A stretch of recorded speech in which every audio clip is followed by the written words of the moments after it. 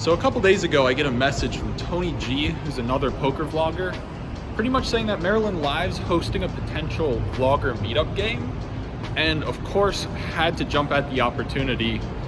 Turns out Maryland Live is in fact hosting a 3-5 No Limit Holdem game for vloggers. So complete permission to film, full table of vloggers. Although this is going to be the biggest stakes I've ever played, I'm excited. You know, we're off a 4-session losing streak, and I think this is as good of a time to play some smart poker and potentially book a big win. And with that being said, let's get into it. We make our way into the poker room, and I buy in for the most I've ever bought in for, which is $800. I was expecting a lot of first-time vloggers to be here. I was not expecting BetOnDrew to be here. For those who don't know, he's another vlogger and also an America's Card Room Team Pro, so we definitely have our work cut out for us. So for context, BetOnDrew is to my direct right, and TonyG410 is to my direct left. I'm also going to be putting the timestamps of when I got dealt each hand for this vlog. So after about 30 minutes of folding, we look down at ace-queen offsuit in the cutoff. It folds all the way to me, and I decide to make it $20 here, and only get a call from the big blind. We see a pretty good flop for our hand. It comes ace-10-9 with 2 spades. When he checks it to me, I decide to bet $25, and he makes the call. The turn comes in offsuit 5, and when he checks it to me again, I decide to bet $55, and he makes the call again. Now the river isn't the best card, but it's also not the worst card. It comes in offsuit 8. This time he checks it to me a third time, and I decide to bet $75 here. He thinks about it for about 10 to 15 seconds, and decides to check raise me to 175. In the moment, I was very confused on what to do.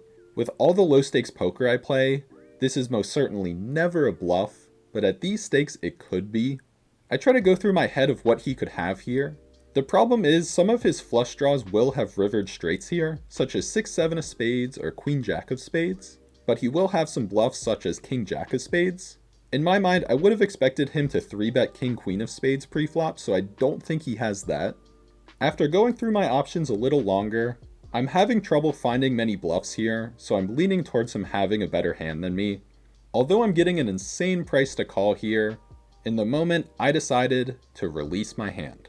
Now at the time I had no idea what he had, but after the session I did go up to him, and he was nice enough to show that he ended up having 5-6 of spades for the check raise bluff at the end there. Looking back, I'm just getting a really good price that I should be making the call there, but also if I'm putting him on missed flush draws, I think it's okay to check back river there and take my showdown value.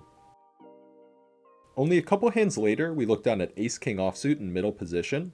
It folds all the way to me, I make it 20 to go, and we only get a call from the cutoff, which is the same player from last hand.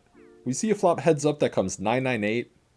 Being out of position here, I think it's okay to throw out a bet, but in the moment I decided to check it and he checks it back. The turn comes a 6, I check it again, and this time he bets $20.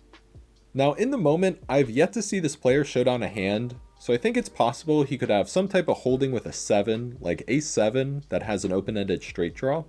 So for that reason, I decide to float one and make the call. The river comes a 3, I check it, and he checks it back. But unfortunately, we are not good as he ends up having 6-4 of diamonds. So the very next hand, we look down at ace-queen suited under the gun +1. BetOnDrew's under the gun and has the $10 straddle out. I was still trying to take notes from the previous hand, so I just called the straddle. It folds all the way to BetOnDrew and he checks his option. So we go to a flop heads up that comes ace high all hearts. BetOnDrew thinks about it for a sec and decides to check it to me. Based on the action so far, I most likely have the best hand, so for that reason I bet small to $10, hoping to get some value from any 1-heart holdings. After he thinks about it for a sec, he lets me know that he did not have a heart. Absolutely crushed. Although this was a really small pot, it was nice to win some dollars off BetOnDrew. Only a couple hands later, we look down at ace-king offsuit in the big blind. There's a raise to 25 from the button. I decide to make it 75 here. Looking back, I prefer a sizing of 90 to 100, but we end up getting 2 calls, one from middle position and one from the button. We go to flop 3 ways out of position that comes 9 high with 2 spades. I don't see much merit in betting into two people here, so I decide to check it. Middle position checks, and now the button bets 75. It's kind of a weird spot because it's a small bet in relation to the pot, and he could be doing this with a flush draw. But since we only have ace high here, I decide to fold, and middle position folds as well. Let me know how you would have played this hand. Only 10 minutes later, we look down at ace king offsuit again, this time from the button. There's a raise to 30 from middle position. I decide to 3-bet it to 75. Same thing as last hand, I wish I went a little bigger. But we end up getting 2 calls, one from Tony G in the small blind, and one from middle position. We go to a flop 3 ways that comes 9-8 deuce rainbow. On this board, Tony G actually decides to lead out here for $100.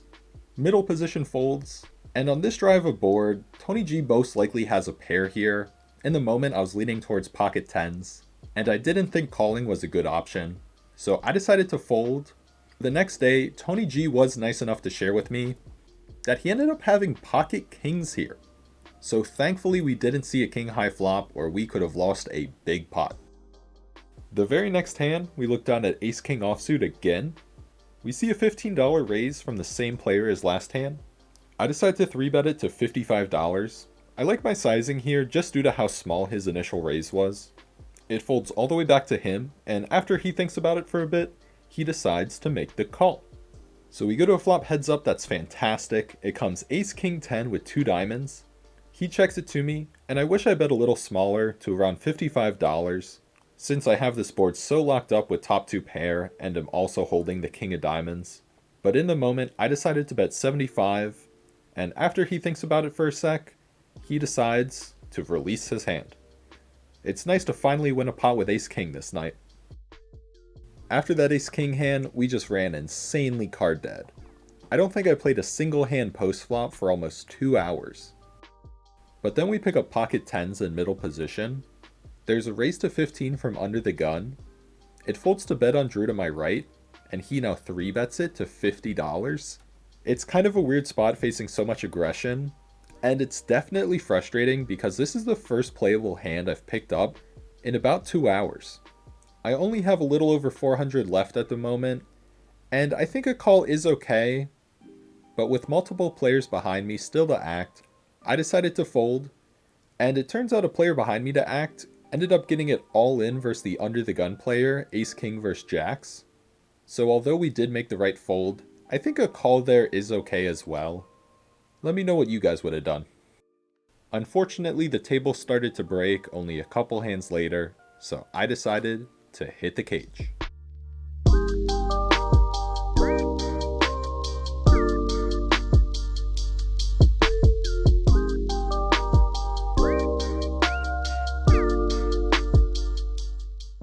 So I forgot to film an outro, but we were in for 800, out for 402 for a loss of 398, bringing our 27 episode total to a profit of 458.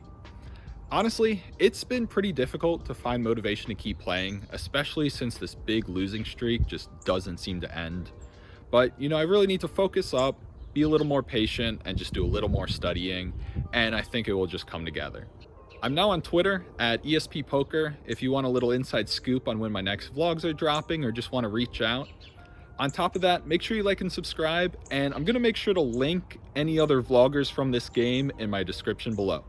Thanks, take it easy, guys.